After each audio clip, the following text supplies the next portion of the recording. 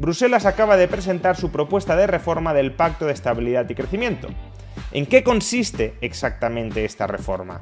¿Acaso supondrá que España se verá obligada a hacer recortes presupuestarios durante los próximos años?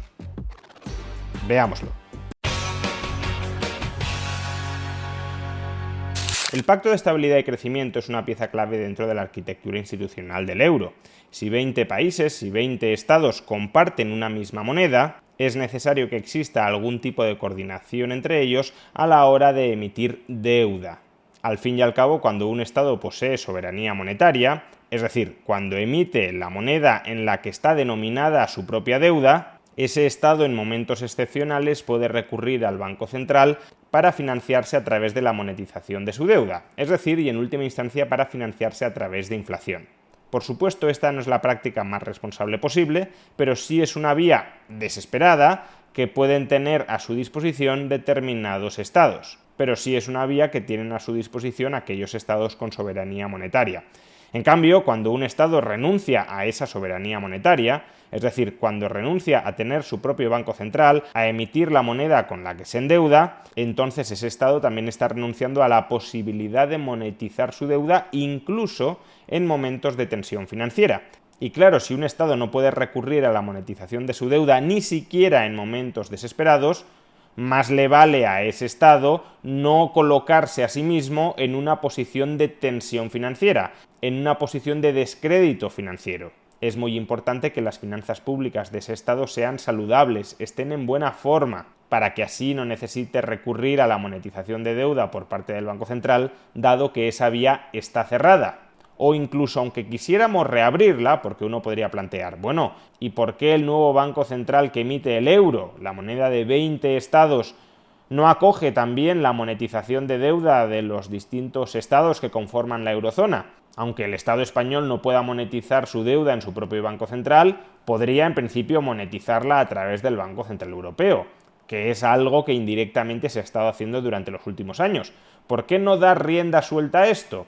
Pues porque démonos cuenta de que cuando un Estado monetiza su deuda en un Banco Central que comparte con otros 19 Estados, en parte ese Estado le está pasando a través del Banco Central el marrón de su endeudamiento al resto de socios del euro, al resto de Estados que conforman la moneda única. Si esa abusiva monetización de deuda termina generando inflación, la inflación no solo la soporta el país que está monetizando deuda pública, sino toda la eurozona. De ahí que aun cuando el Banco Central, de manera excepcional, monetizara deuda pública de algunos Estados miembros que están en problemas, sería necesaria una coordinación entre esos Estados miembros para garantizar que las veces en las que un Estado miembro se verá abocado a tener que monetizar su deuda en el Banco Central por exceso de endeudamiento y por tanto por descrédito frente a los mercados, esas veces serán las menos posibles, que no tratará de aprovecharse sistemáticamente de sus socios monetizando su propia deuda y traspasándoles a los demás la inflación que se genera monetizando su deuda. Porque además, si todos hicieran lo mismo, caeríamos en una tragedia de los comunes. Sería un desastre absoluto. Todos intentarían monetizar abusivamente su deuda, aun cuando la inflación no parara de aumentar y de aumentar. Por eso, repito, la coordinación de la política fiscal, la coordinación de los términos del endeudamiento público de los distintos países que conforman la eurozona es fundamental para el buen funcionamiento de la eurozona.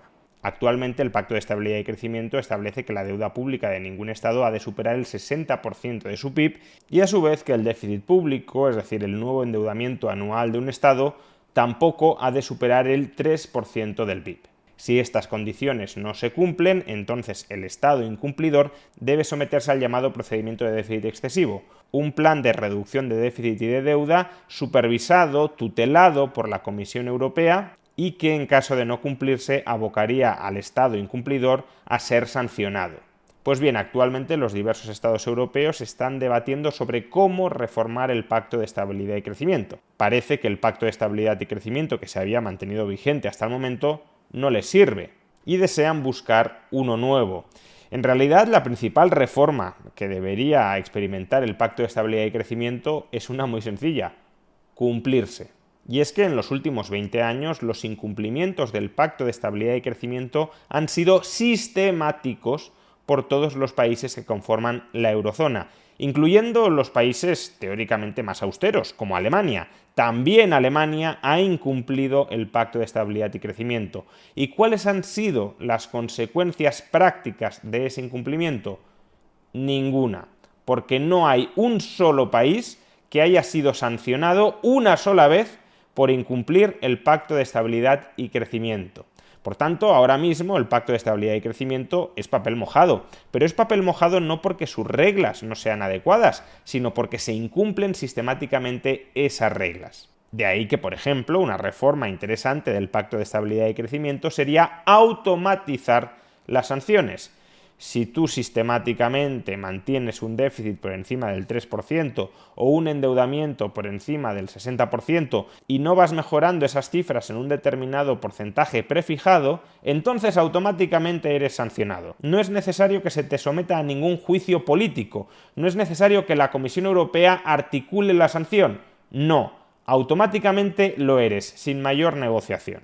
La mayoría de estados de la Unión Europea, sin embargo, pretenden reformar el Pacto de Estabilidad y Crecimiento para volverlo todavía más laxo. Es decir, para que puedan endeudarse irresponsablemente sin que nadie les llame al orden, para que por tanto no exista una mínima coordinación entre las políticas fiscales de aquellos estados que comparten una misma moneda y que por tanto han renunciado a su soberanía monetaria. Pretenden que el Banco Central Europeo mantenga su tradicional manga ancha a la hora de seguir monetizando indirectamente la deuda pública de los estados miembros y así abaratar su coste de financiación por muy endeudados que se encuentren.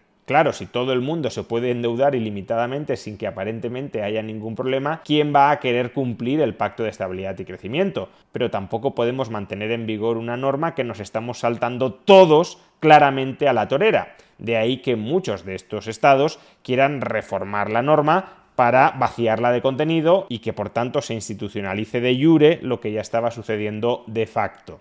Afortunadamente parece que Alemania en esta ocasión no se ha terminado de bajar totalmente los pantalones y el ministro de Finanzas alemán, del partido liberal entre muchas comillas, un partido que desde luego tiene poco de liberal libertario, pero que sí suele tomarse bastante en serio la sostenibilidad de las cuentas públicas, el ministro Christian Lindner escribió recientemente en el Financial Times diciendo que si la propuesta que iba a salir adelante, que se iba a intentar aprobar, era una propuesta que empeoraba el Pacto de Estabilidad y Crecimiento tal cual existe a día de hoy, Alemania no lo iba a apoyar. Que de lo que se trata es de mejorar el actual Pacto de Estabilidad y Crecimiento para garantizar un proceso de desendeudamiento de aquellas economías más exageradamente apalancadas. No de lo contrario, no de convalidar, no de consolidar esa situación. Y a raíz de esta oposición del ministro de Finanzas alemán, la Comisión Europea ha tenido que llegar a una posición intermedia entre la posición del grupo de países más manirrotos y más irresponsables fiscalmente y la posición alemana.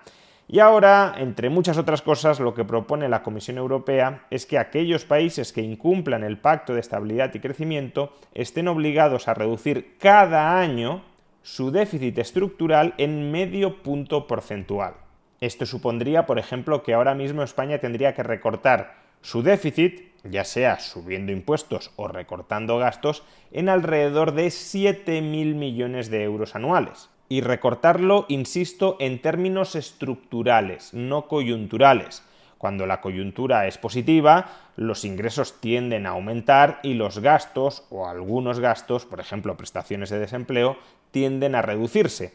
Pero no es eso, aparentemente, no está del todo claro, pero no es eso, aparentemente, lo que está proponiendo la Comisión Europea, sino que el déficit estructural, aquel que no se ve influido por las circunstancias del ciclo, se reduzca en medio punto porcentual de PIB al año. Y esto es fácil de conseguir, es difícil, habitualmente España lo cumple, lo incumple. Pues como podéis observar en este gráfico, elaborado por Miguel Cardoso, economista jefe del BBVA Research, España no habría cumplido esta condición, este requisito, en ningún año desde 2015.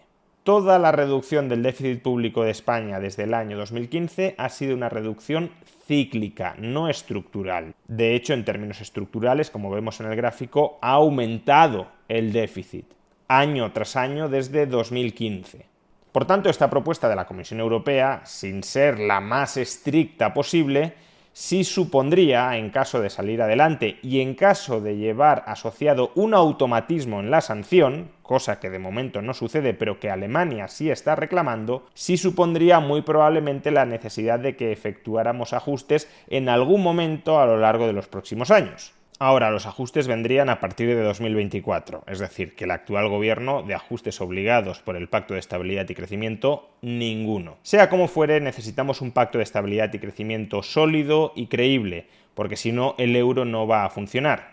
El Banco Central Europeo solo será verdaderamente independiente cuando no sienta la necesidad estructural de monetizar la deuda de los estados para evitar su bancarrota y así salvar la unidad del euro.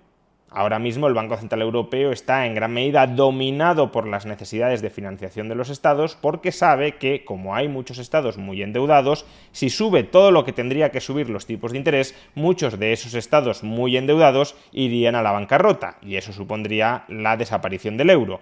Como eso no lo puede hacer, tampoco es plenamente autónomo a la hora de ejecutar su política monetaria.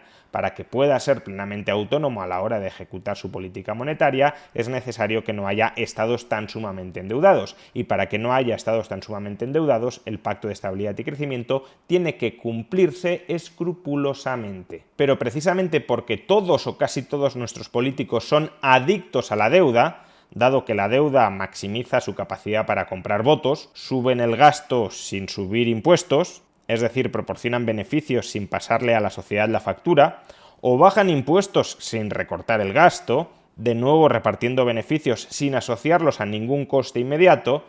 Como todos nuestros políticos son adictos a la deuda, todos nuestros políticos van a intentar, por un medio o por otro, sabotear estructuralmente el Pacto de Estabilidad y Crecimiento, que es lo que ha venido sucediendo en Europa, como ya he indicado, durante las últimas décadas. Ese es, en definitiva, el gatopardismo de la política, del euro y de la Unión Europea. Que todo cambie para que todo siga exactamente igual.